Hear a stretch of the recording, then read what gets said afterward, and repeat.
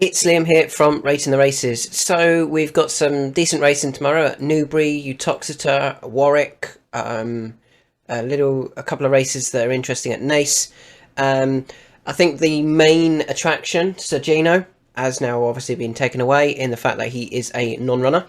Um, Not going to be running at Newbury. The Game Spirit Chase, the Grade 2, that is such a weak Grade 2 now. Really disappointing that nothing else.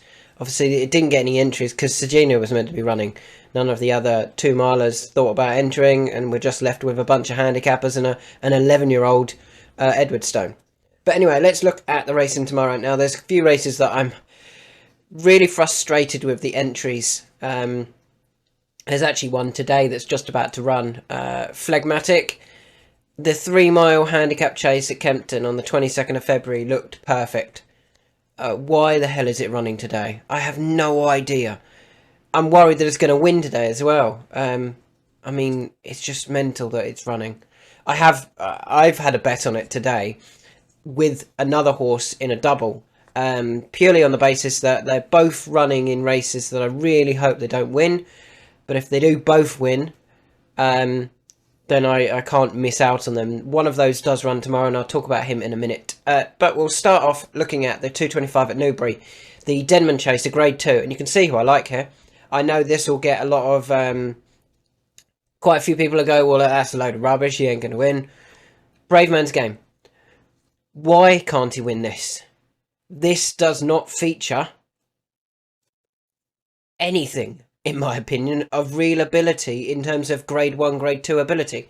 Hitman, I think he's a top-class handicapper, Grade 2 horse sort of thing. I don't really know if the triple suit...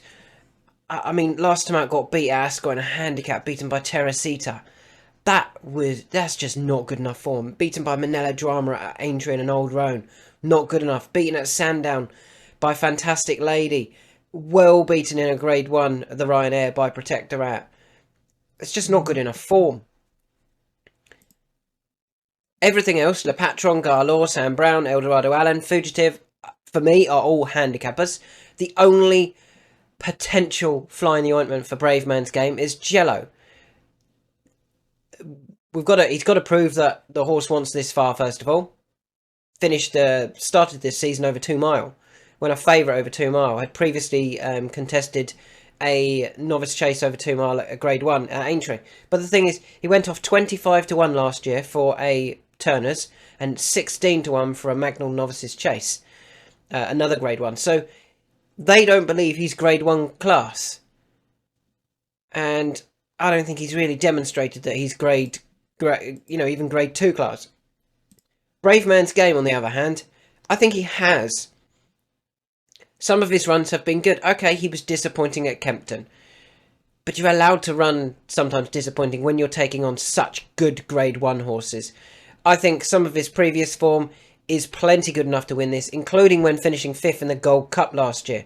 That race is significantly stronger than what he's running into tomorrow at Newbury. And a reproduction of that effort from Brave Man's Game, or reproduction of his effort, even the Weatherby run when he was second to the Real Whacker, I think that would be plenty good enough to win this, to be honest. And we're getting a slightly bigger price than what I thought he would be, to be honest. I thought he'd be near a 6-4 sort of thing. Because this is a significant drop in class for me. The 9-4 about him, I think that's quite a nice price. As I said, I've ruled out quite a lot of them for handicappers. Including Fugitive, who's also entered in a handicap that we'll come on to in a bit. Strange one, because Fugitive could go well in the 2.5 handicap chase at the Cheltenham Festival, but not if he wins the handicap tomorrow.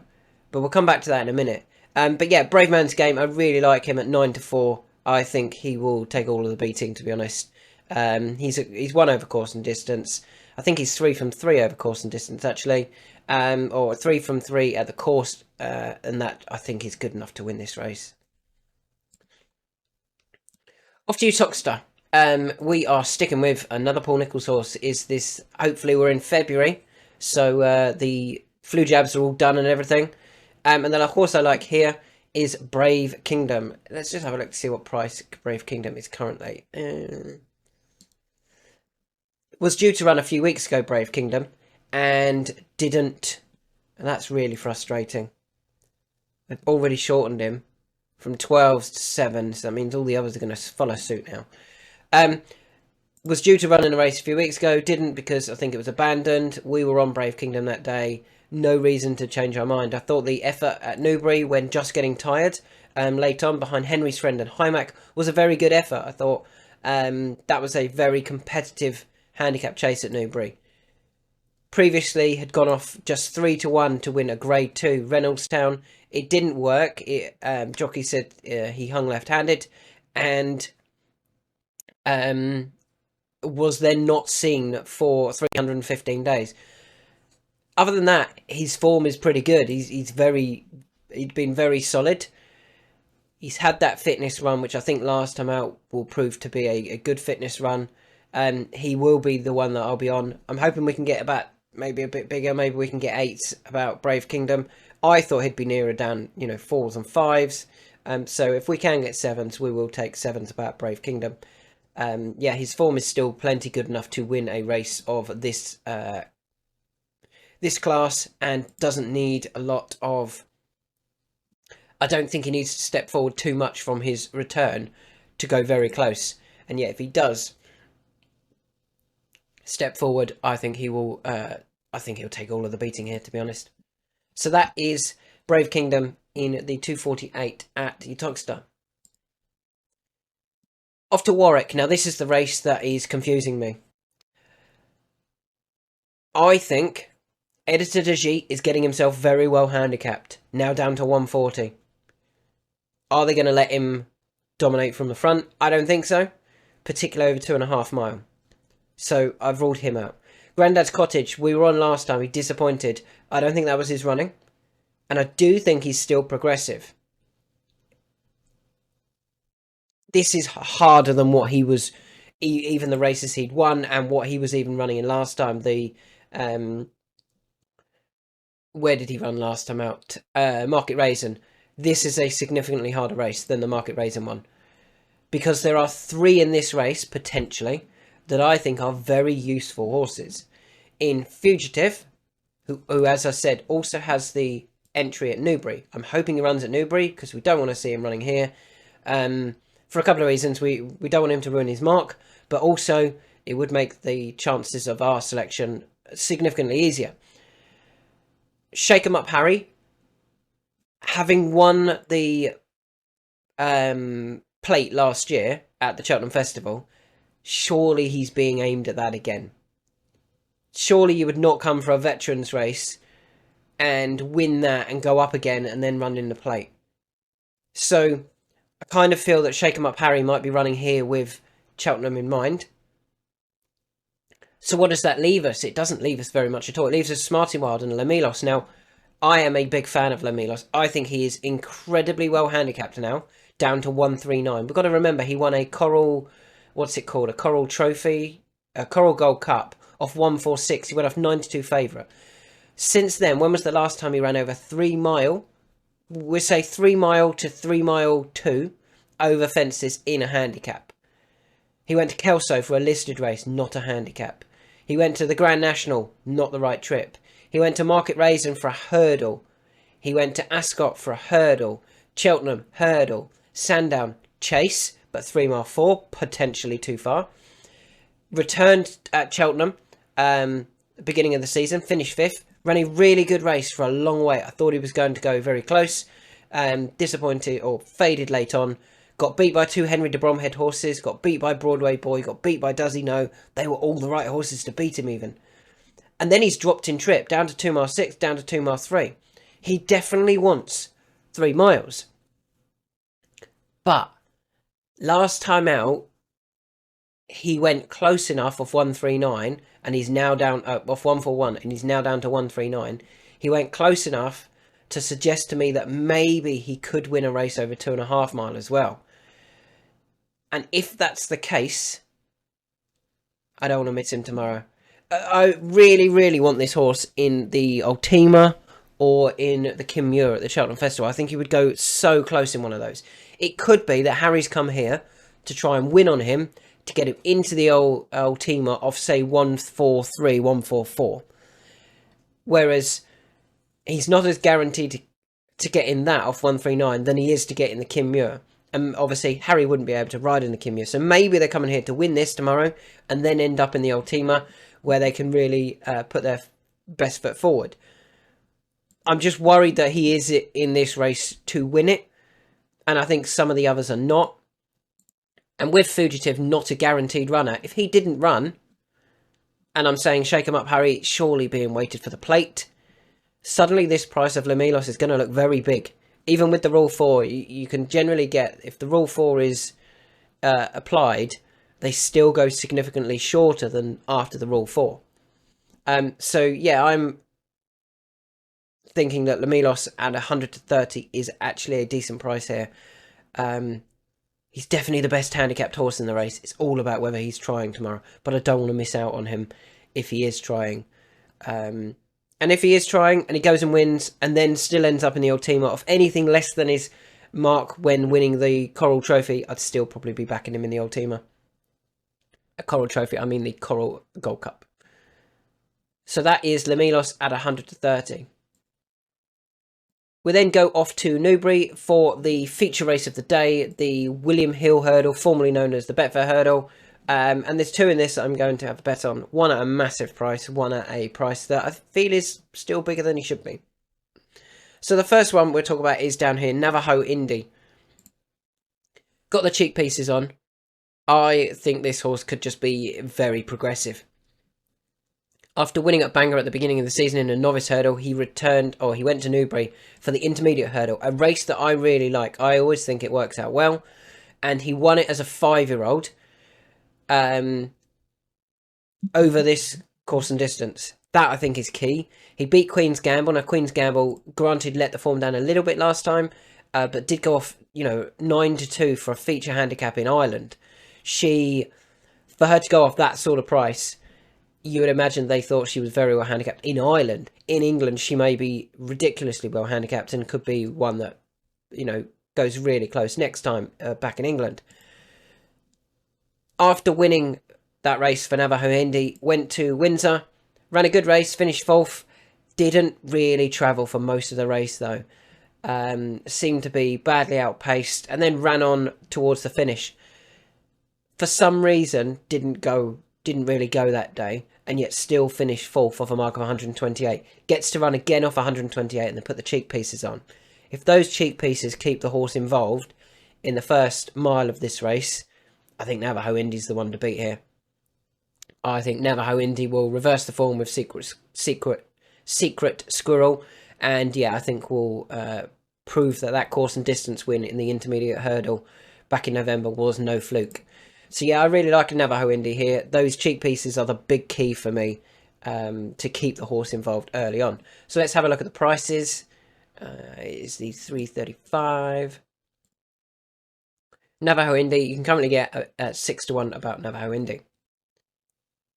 The second horse that I like, if we scroll right down to the bottom, at 33 to 1 is Go Dante. Now, it would be a stretch to say that this has been the plan all season. I don't think it has. They've been running in the right races in terms of they went for the Welsh Champion Hurdle, they went for the Greatwood Hurdle, they went for the Ladbrokes Hurdle, and recently the Sovereign Hurdle at Windsor. So all the big feature handicaps. And it hasn't quite worked yet. I thought he ran a nice race on his return in the Welsh Champion Hurdle, and to be fair, last time out at Windsor, he travelled really nicely towards the back of the field, just never really picked up. Now, the key here is coming back to Newbury could really change the horse's fortunes around. If the course was the reason for such a good run. He ran in this race last year. He finished 3rd behind Iberico Lord and Lo de Sud, in front of Doddy the Great and Fave One. Now, I think that was I think they were the right horses at the head of the field. Lo de Sud is going to end up in an Arkle. Iberico Lord is still £10 higher. Go Dante's just the £1 higher. So if Go Dante's £1 higher, he's £9 better off with Iberico Lord. Now, Iberica Lord actually runs in this race. Granted, isn't favourite, but is not as big a price, 20 to 1. I think Godante's a big price here at 33s.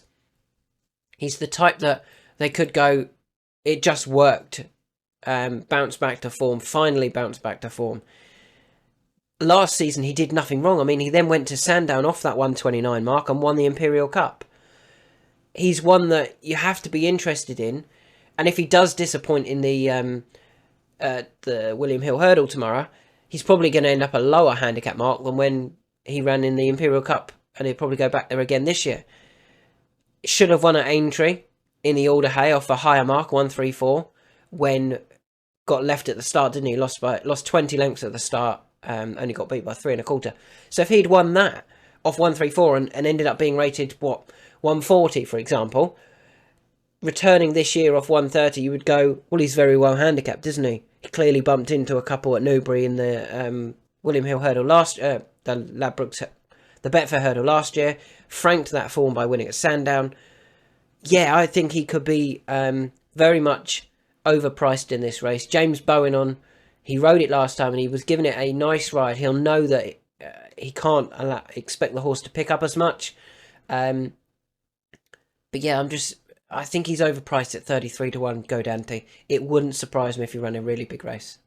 So they're my two in this race, Navajo Indy and Godante at 6s and 33s. We then go off to Warwick, where Dan Skelton's doing one of his clever placements, I feel. I'm suggesting that he might have got Phlegmatic wrong, he might have got Lamilos wrong, but I think he's got Panic Attack right, hasn't he? 2 runs ago, ran in a mare's handicap hurdle. She did finish 3rd, over 2 mile. They then stepped her up into 2.5, and I think that was key. And she comfortably won a handicap chase off a mark of 125. Was put up £9 for that, £10 for that, sorry. Went up £10 for winning that. Is rated 135 over fences. They dropped her back to hurdles now, though. She has not run badly over hurdles at Ludlow. She didn't run badly over hurdles at Newbury. It's just the trip was finding her out. She needed further. She needed 2.5 mile. She gets to run here in this handicap hurdle off the same 125 mark. So she's won a handicap off 125 over fences. She gets to run again off 125 over fences. Over hurdles, sorry. Surely she's going to be a short price favourite. There are no odds at the moment. I think she's going to be... I think if she's anything above 6 to 4, she's a bet. Because Shanag Bob, I feel, will be weighted for Cheltenham. No Ordinary Joe, waiting for Cheltenham. And the others just don't look as progressive or as interesting to me as Panic Attack. As I said, if Panic Attack's any bigger than 6 to 4, I think Panic Attack is a bet here. Went off 15 to 8 last time, over fences of 125, and was a comfortable winner. I mean, if you get anywhere near that price, that's ridiculous for her, I think. Yeah, if she's 6 to 4 or bigger, I'll be having a bet. To be honest, I almost feel that she's worthy of 5 to 4 and bigger. I think she wins comfortably tomorrow. I really do. And finally, the last race we're going to look at is the 4:10 at Newbury, back at Newbury. This is probably going to be my nap of the day, to be honest. It is one of those that I've highlighted that has gone up in the weights. Opened at 7 to 4, Heracles Westward. Went up in the weights after winning last time out, beating Deafening Silence. And beat Deafening Silence in the fashion of a very well handicapped horse. I really liked Deafening Silence coming into that. I thought the Skeltons had done a great job, found the perfect race. I was a big fan of Deafening Silence, and he did everything right. Jumped beautifully, went forward, looked like he was travelling oh so well, and yet still got beat by 3 1/4 lengths by Heracles Westward. After Heracles Westward they eased up at the line, and that could have been a lot further. That could have been 10, 15 lengths, I feel, for Heracles Westward. They waited so long to actually make their effort. I thought we were getting away with it with Deafening Silence. I thought we was going to nick it. But James Bowen had so much in hand on Heracles Westward and went up £5. Not enough. Not enough at all for me. £5 should have gone up 10, maybe 12. You know, I was that impressed by Heracles Westwood that day. Gone up 5, as I said, and they've priced at 7 to 4. I mean, went off 13 to 8 last time. I don't feel this is any harder. I feel has demonstrated that the 3 mile trip suits. Comes back to Newbury where he's won. Yeah, I got no negatives whatsoever about Heracles Westwood. This one should definitely be anything above even money, and I think it's a bet because I really think Heracles Westwood just wins this. And yeah, he will be my nap of the day tomorrow. Let's have a quick go through. Heracles Westwood will be my nap of the day. Panic Attack will be my next best, and Brave Man's Game will be my third best. So they will be my 3 for the nap competition tomorrow. Good luck if you're having any bets tomorrow. Do be careful. I feel there's quite a few horses that are already being aimed at Cheltenham, potentially for the handicaps. Maybe they're not going to be trying. It'd be interesting to see who flops and who doesn't tomorrow, with Cheltenham in mind.